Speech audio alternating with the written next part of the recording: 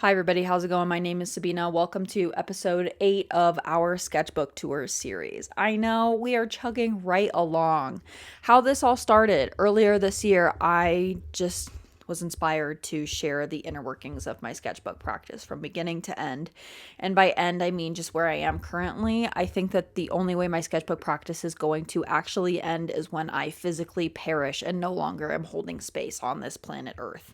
It's been quite the evolution. We have 11 episodes that we'll be releasing total, and today I am bringing you the 8th installment of this series. There's 7 already up on our channel. If you're finding this for the first time, hey, go binge the series. It's a complete evolution. I don't have much else to say about it.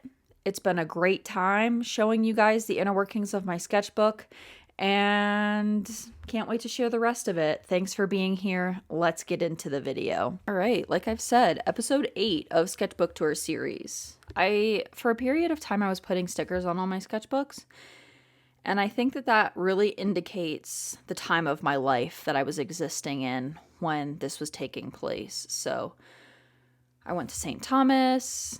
This was during like 2020. There was a huge movement of people doing charity and stuff for like Black Lives Matter issues.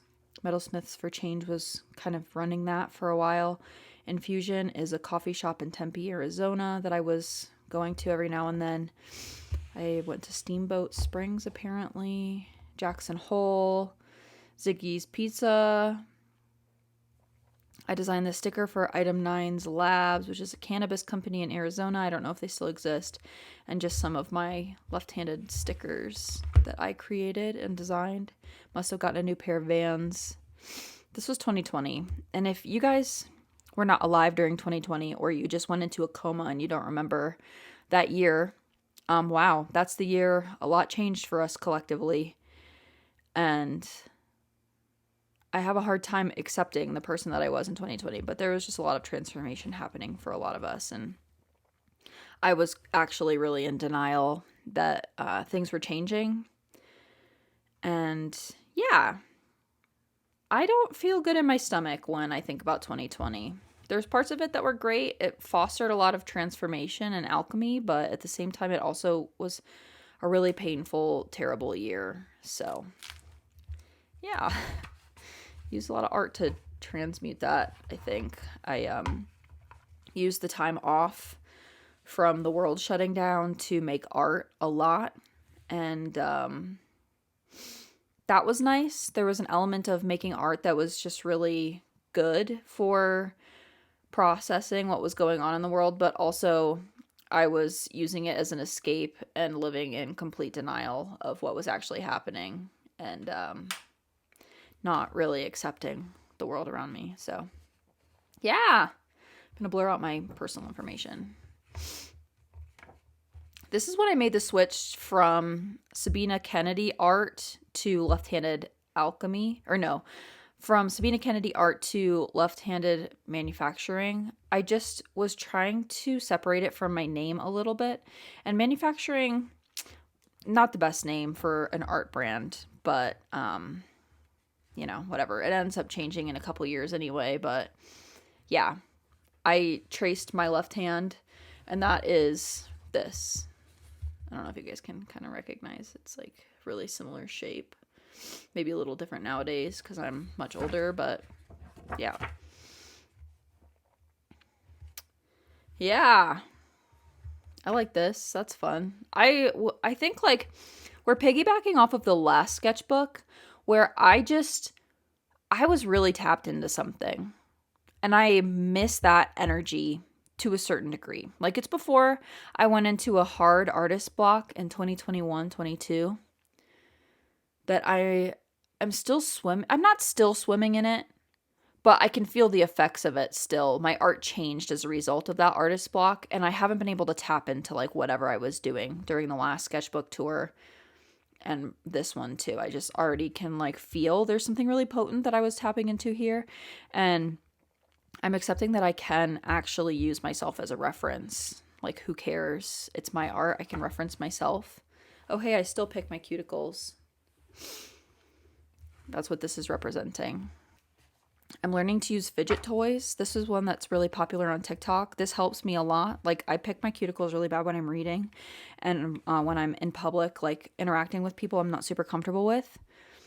So I'm exploring the world of sensory toys, and I have a little ouchies on the way. I'm really hoping that helps because I think I do pain stim, and that's what this kind of is representing. Oh, look at that guy. He looks so awkward. So cute. Yes, yes. I still pick my cuticles very bad. See, here's the thing. I go through these waves where, like, I get my nails done. And when my nails are done, my cuticles aren't picked, but my face is. Because the hard nails, I can really, like, pick all of the little spots and bumps on my face. So I have, like, scratches and holes in my face. But if I don't have my nails done, then my face is clear, but my hands are not. Like, I'm gonna be picking. I will be picking either way. Snakes. I must have. Okay, so this is a story that I've been leading up to since the snake imagery has really been appearing in my artwork. Like, the last, like, 3 or 4 sketchbooks have had a lot of snake imagery. And I went through a spiritual awakening. A lot of us did.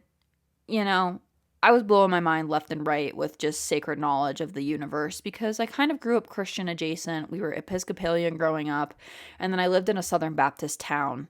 And there's just not an ounce of mysticism in Southern Baptist Protestantism. It is so oppressive and just a very not fun religion, in my opinion.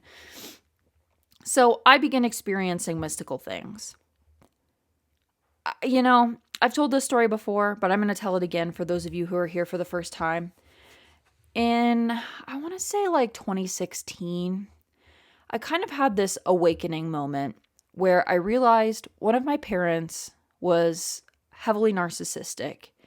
And as a result, that being raised in that environment had me believing things about myself that were not necessarily true. Like, I just thought that I was bad and that I was just, like, inherently rotten to my core. But when you're raised by emotionally immature people, it's kind of something that can be implanted into your brain. And then as a result, I began to analyze my behaviors that I was exhibiting based on the belief that I was a piece of shit, that I was no good, that I'm never going to be good enough. Started this healing journey, and I made this vow with myself and something beyond me that I'm not going to do that to my kids. I'm going to figure it out. It ends with me. Hey, hi, cycle breaker. The ancestors were like, hey, we hear your call. Oh, you want your life to change? Hey, you're going to have to change everything. Hey, you don't want to believe that you're a terrible person. Hey, you're going to have to look at all this stuff that hurts really bad and face it. Because if you keep avoiding it and hiding from it, you're just going to keep perpetuating it. Because, like, at the heart of a lot of this stuff is avoidance, right? Like alcoholism and a lot of the substance abuse issues that were going on in my family. It's like a numbing because of the pain that they're feeling. You know, who knows how long in the line of things people have been convinced that they're bad because of genuinely at the heart of all of it, just emotional immaturity based from the parent. And it's, you know, whatever. It's not like a blame thing. It's just a realization of what's going on because, hey, you don't come out of the womb with emotional maturity. That's actually something you have to learn and develop. That's not like a survival thing. You don't need to be emotionally mature to survive. And if it's not survival, your instincts don't usually, like, pick up on it. You know, like, a lot of these emotional things are learned. And I think it's a learned thing that maybe the generations before me just didn't have access to.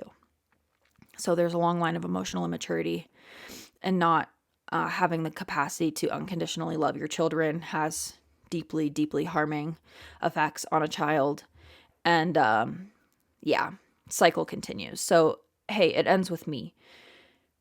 Okay, cool. Fast forward. I'm, like, seeing snakes. I'm starting to, like, pick up on some spiritual things, kind of heading down the new age religion. It's not religion, but, you know, heading down the new age spiritual path. Learning about The Secret and mindset stuff and manifestation. And, like, honestly, just being the absolute worst version of myself in a lot of ways with a spiritual undertone. And we see it all the time, people, their spiritual eggs crack open and they just spiritually bypass, and they're still carrying a lot of their trauma. They're just using spiritual vocabulary to kind of be superior, but not necessarily consciously. It's not like I was consciously like, I'm better than you because I'm spiritual. It's just like, no, I have a new set of words and like an understanding of something, but I'm still also like living in my trauma and reenacting it at every chance I can get unconsciously, because I haven't rewired my nervous system at this point. So I'm kind of just one day at a time walking down this path, figuring things out. The snake is something that is really coming to me in my mind's eye. And then I move into this house. It's the first time I ever live alone. I decided that I had to live alone for a period of time in my life, because there was a chance that I was going to get married to the person that I was in a relationship with, that I did end up getting married to. And I had always wanted to live alone. So I just needed to like give myself the chance to live alone before potentially marrying someone and then like never having the chance to live alone. You just never know. Like, am I going to die before him? Like that's the reality of things sometimes. So I live alone, and it's this really old house in downtown Phoenix. It's like a casita. And for those of you who don't know, I'm realizing this is like a regional thing. A casita just translates to a little house, like literally casita. Anyway, it's a house behind a house.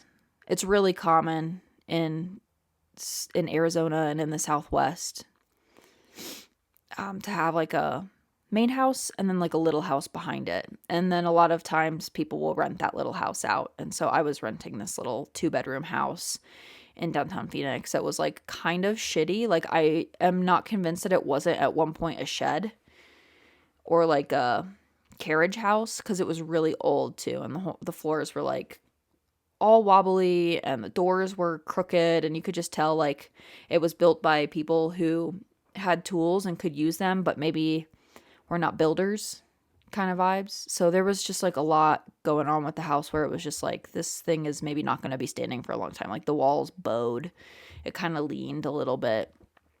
It probably won't be standing for a long time, but it's been standing since the late 1800s. And so it was haunted. There was little abuelita who lived with me. She did not like me being there, not being a Christian.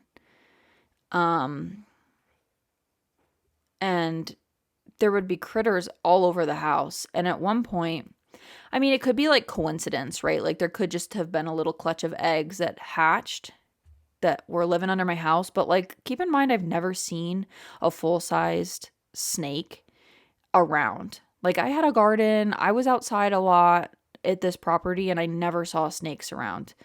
But twice I found baby snakes in my house. The first time, it was like, whoa, that's weird. I didn't know what kind of snake it was. It was like maybe like, I don't know, 6 inches long, really skinny and pink. Like it was a fresh baby snake. And I have a cat.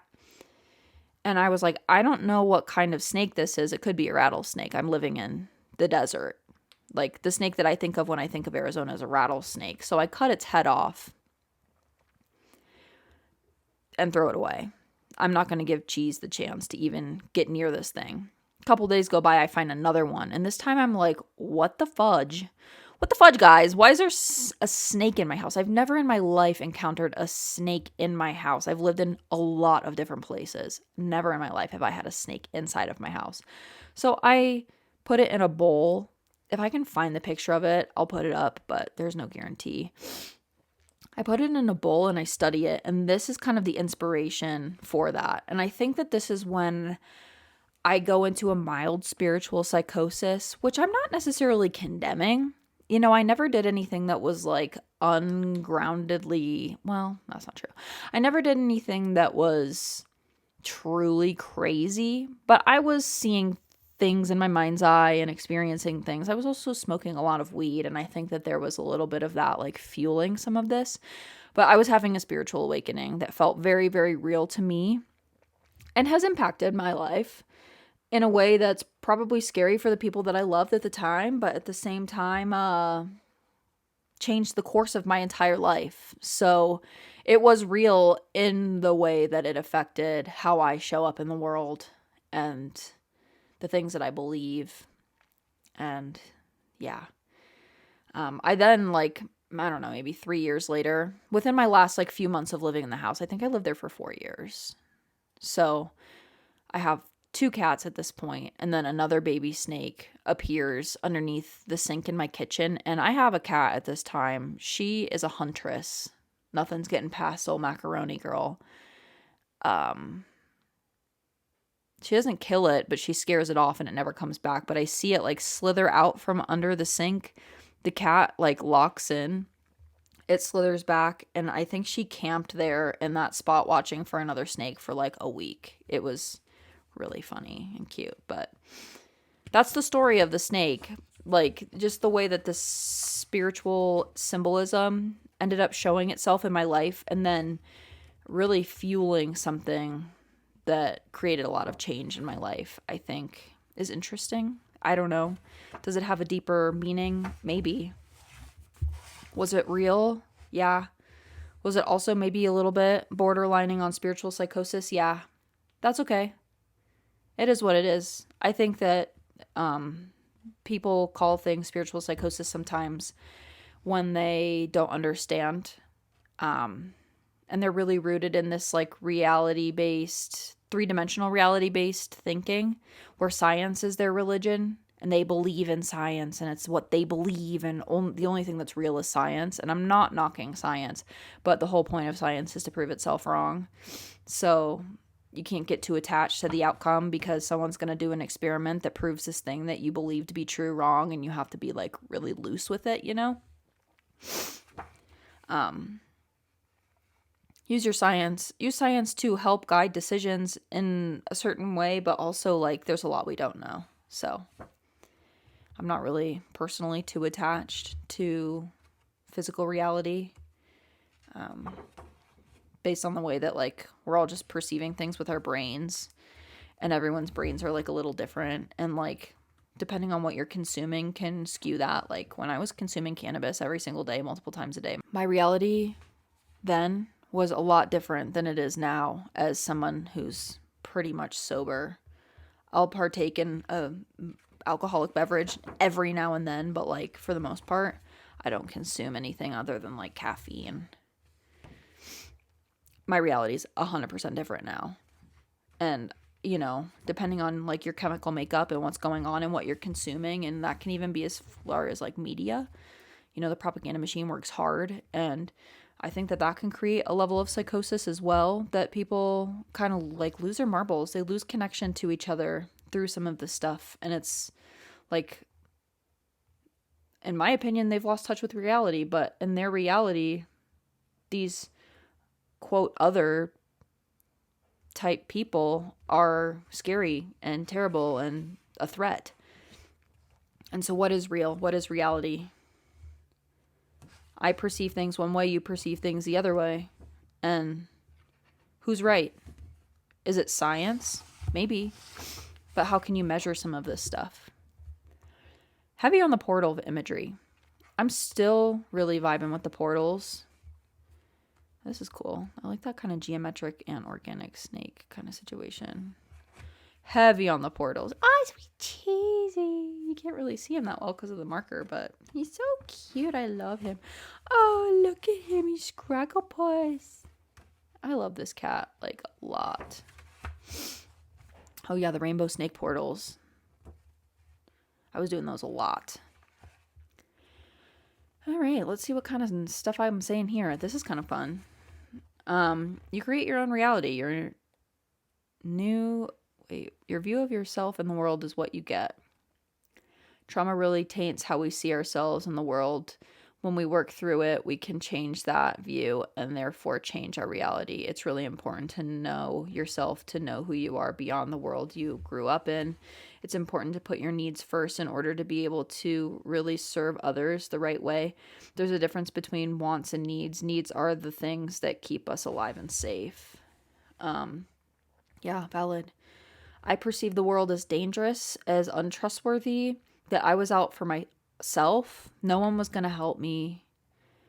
To accept help was to accept, in my world, like help for a long time meant that someone had something on you. it wasn't like pure of heart. So it was easier and more safe and reliable for me to just only rely on myself and never ask for help. And the effects of that are still present in my life. I'm better at it. I can receive help now, but I will oftentimes struggle for a while before I realize, shit, I need to ask for some freaking help. Oh, here's part 2 of that, I guess. Let's see. Food, shelter, water, rest, the self-care thing that we need to do to stay alive. That's what I mean by putting yourself first. Make sure you are taking care of yourself, because we are here to help each other level up, and we can't do that if we are falling apart. Confidence, knowing the worth and space you take up. I'm not going to read the rest of that. I don't really feel like it. I was writing down a lot of thoughts. It's less of journal, because I think at this point I'm like fully in a journaling practice. Like I can remember at this time writing like pages and pages, like 10, 15 pages at a time, and just processing a lot. I think I was doing EMDR therapy pretty heavily at this point. I take a break, I think in like 2021, 22, and then I go back at it again, but I was processing a lot. I went to St. Thomas with my husband's family. Snorkeling was so cool. Just the life in the sea, it's so beautiful. Inspired by this tarot deck that I have. I don't draw a lot of people, but I did during this time. The eyes. How funny is it that we act like we have control over any of this? How funny is it to think you don't control all of this? You, God, serve separate from the ego. I was really tripping on, like, what is God? Like, what is God?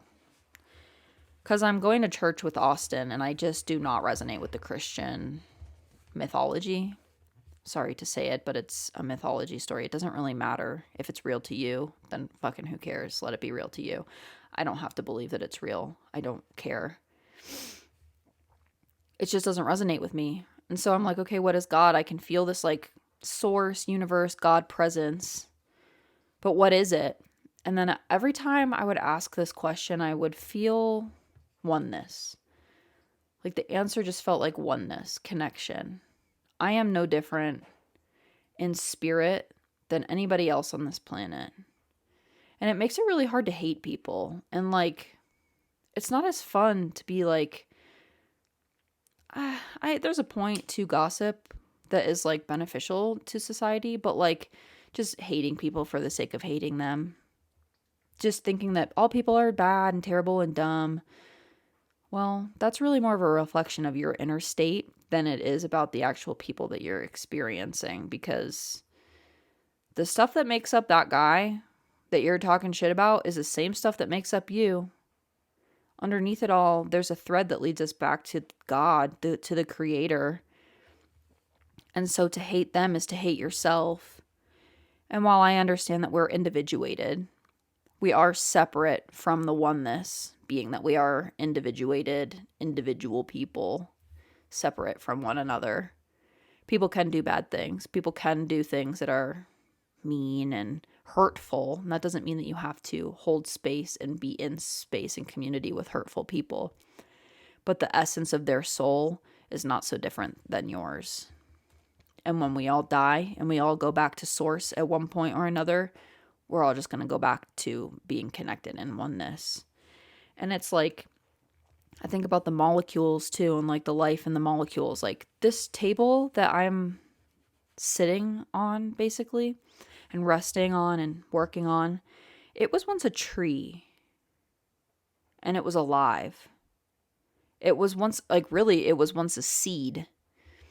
It was once pollen particles floating through the air that then became a seed that then fell into the ground and took root. And God knows how long it took for this tree to grow to full strength and full whatever. It's a lot of different pieces. It was once a door an ex-boyfriend's dad had, and he made me a table out of it. which was really kind of him. And I still have it, and I still use it every day. And the molecules that take up the space of this table are not so far removed from the molecules that take up space in my body. And the essence of it all is found in the Creator.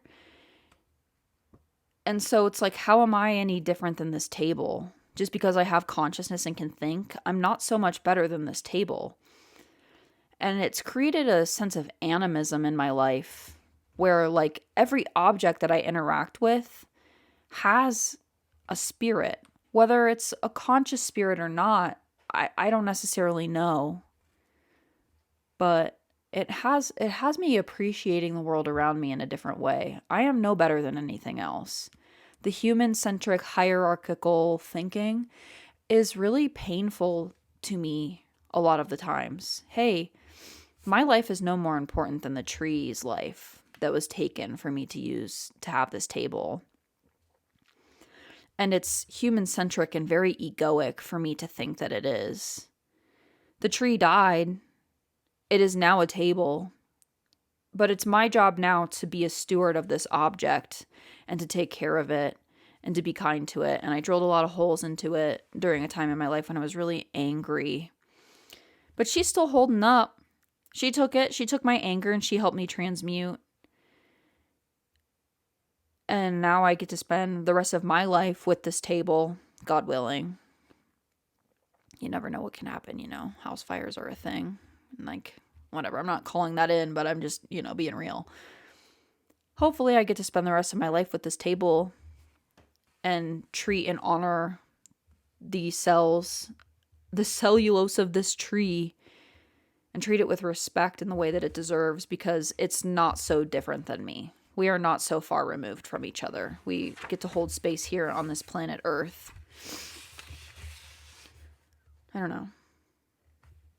That's just how I operate. You don't have to believe the same things as me. You don't even have to agree with me. I don't really care. This is fun. It's fun to go back and think like this. I haven't really like put voice to that thought in a long time. Oh, I'm clearly vibing with birds too. I do not remember that at all. Real. I wish. It's coming. It's coming. Delusional? Maybe. That was fun. I should do another collage. I've been thinking about collaging. I have a box that needs 24 years old. Wow. A friend gave me this paper and I used it as a collage. 24 years old.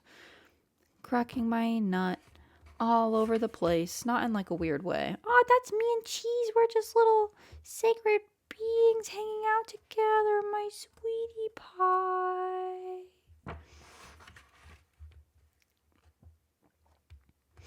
Security was always an illusion. This is so real. Like, you can only find security within yourself.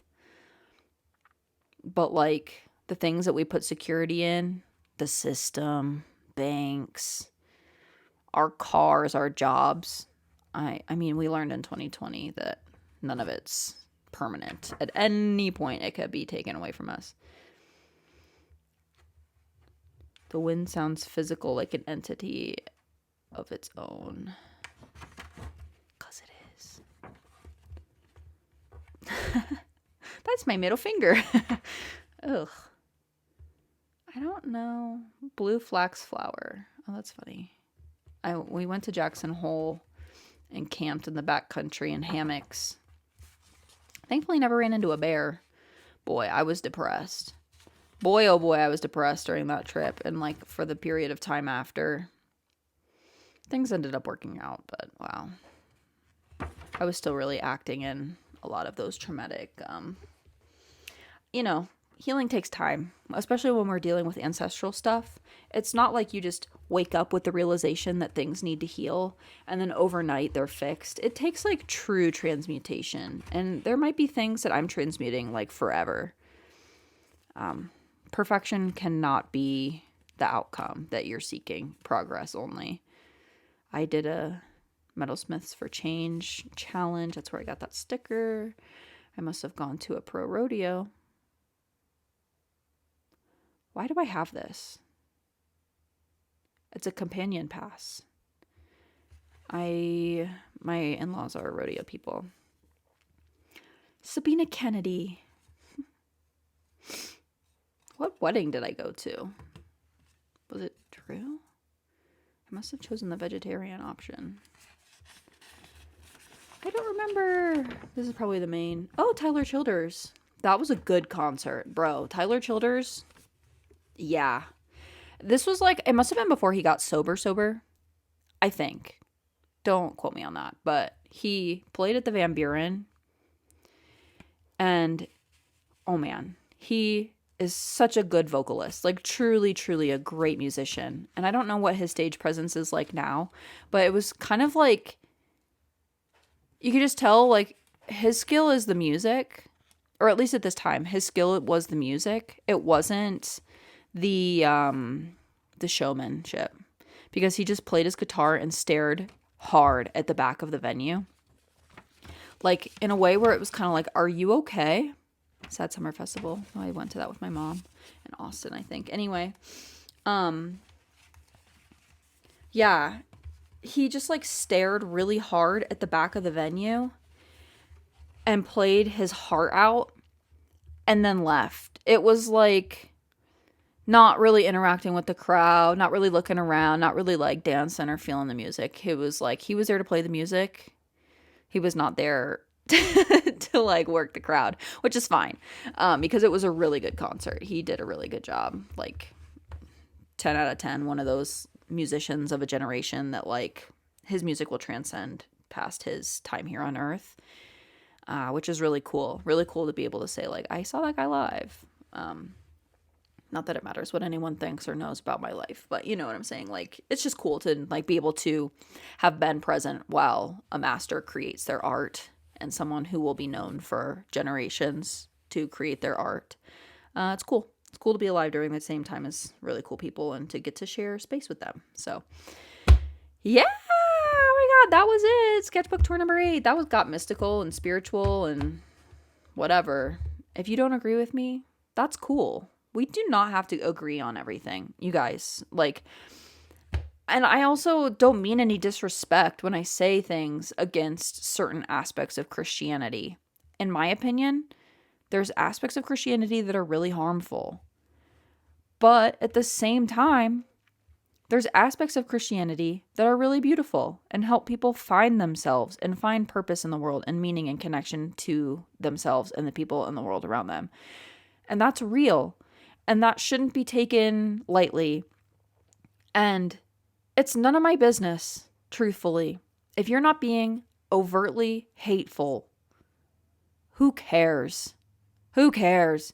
We have to get to a point in society where we can see our humanity again. The politics of it all has made us lose our freaking minds, you guys. It is so unreal the way that we speak about people and treat people who do not believe the same things that we do. And it's one thing if people are actively engaging in hate speech, but I don't think the majority of the people that you disagree with are actively participating in hate speech. And if they are, we need to be curious about why. Because what I have learned about humanity is that we are cut from the same cloth. A lot of us want the same things: security, to feel loved, to feel seen, to be a part of something. And what forces are taking advantage of that and creating narratives for people that are based and rooted in hatred? I don't think that the spirit of man is evil, but I do believe that we are easily manipulated. And so if you've been manipulated, or if you find that you're around people who have been manipulated, be an example of something that is opposite of what they've been told to believe about you. Because we are honestly in a crisis where we have lost the plot. We have lost the recognition of the humanity that lives within all of us, the connection that lives within all of us. And it makes it easy to hate people when you forget that we are all really the same. You don't have to believe the same things. You don't have to see the world the same way as others. But how do we rise against this whole like us versus them narrative, which is rooted in fascism? It doesn't matter what color of the spectrum you think you stand on. If you are engaging in us versus them thinking and narratives, you are engaging in fascism. Think about it. Okay, cool. I do it sometimes too. It is the narrative of our nation. How can we stand in resistance to that? How can you just extend a crumb of compassion to people who have been believed that the only option is to hate? Because that is propaganda. I don't think that's the inherent like motive of man is to be hateful, but it is propaganda, and it's unfortunate. And we have the ability to connect to each other and to rise against that and to not engage in this political climate anymore. We have the power, and it is where we place our attention. That is step number one. Your attention, your energy goes where your attention flows. You know what I'm saying? So keep that in mind. I just felt emboldened to say that. Agree with me if you want. I don't care. Disagree with me if you want. I don't care. I see the humanity in you. Thank you for being here. If you made it this far, you must be interested enough to make it to the end of the video. Most people don't. All 12 of you who might watch this. Thank you. Thank you for being here. I appreciate you. I respect you. I hope nothing but the best for you. I have a few more episodes left of the series. We're almost done. And after that, I don't know what we're going to do sketchbook wise. I'll just show you what I'm doing while I'm doing it, I guess. Because at that point, we'll be all caught up and I will have nothing to show you until I fill a sketchbook. So if you like this video and you want to see the rest of them, like and subscribe. Share it with a friend if you want. I have all of my offerings in the link tree in the description of this video. I make jewelry. I do fibers arts. I don't know when you're going to find this video, and so therefore I don't know what I'm offering. But you can find it in the link tree. That's going to be the most reliable place. Follow me on the social medias if you want. I don't know what exists during this time either. Instagram, TikTok, something else that came up during now and then. Again, link tree. Thanks for being here. Until next time. Bye.